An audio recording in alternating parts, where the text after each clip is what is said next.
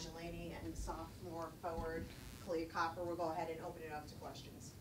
Coach, what went into bringing Kahleah off the bench, and were you pleased to see her get back to her form in the second half? Nothing. We just know that we have 8 players that, nothing. We know that we have 8 or 9 people that we feel comfortable on the rotation, and decided to try it. And, you know, she was able to contribute in the first half, but obviously a lot more in the second half. Questions? Kahleah, how about you? I mean, coming off the bench for the first time this year, were you frustrated at all after the last 2 games, not your regular production, and what happened in the second half to spark it? First half I was struggling. They packed it in just like we expected, and I wasn't getting what I wanted, so I went to the offensive rebound.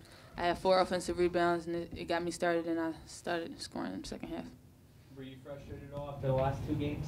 Yeah. I mean, it goes without saying. Like, I got in foul trouble with Louisville, and then Memphis, I was just floating. So I was frustrated. So I knew I had to bounce back, get ready. With the Betnijah, do you think after you ladies beat Cincinnati by 20 or something, you kind of came in a little lax? I wouldn't say that we came in lax. I just think that, you know, we just, again, it comes to us not doing what we're supposed to do, what we talked about before the game. And I think that showed in the game because, you know, what we talked about was penetration, and they had a lot of guard penetration, defending the 3, you know, not letting the post get the seal, and I don't think that we did a good job of following what we said we were going to do. Coach, what kind of luxury is it for you to have? I mean, obviously, Betnijah and Kahleah both had good games, but in the first half they only had 3 total points, and you're winning because you have a freshman who scored, I don't know, 13 points in the first half. What kind of luxury is that for you to be able to count on a kid like that? I think that anytime you talk, 1's good, 2's better, 3's great, 4's even better than that. You know what I mean? So I think that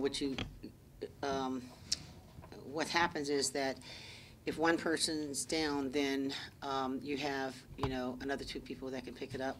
But the truth of the matter is that that's true about Betnijah, Kahleah, and Tyler, because they've been the most consistent double-digit scoring people here. But on the other hand, if we can get, and I feel much more comfortable than I did at the beginning of the year, contributions from everyone else, then that's very helpful. And I thought that Alexis, Precious,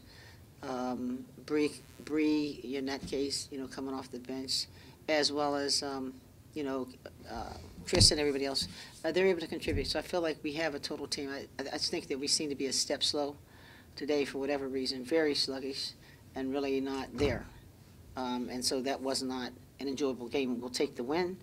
You know, I have a headache behind it, but we'll take the win.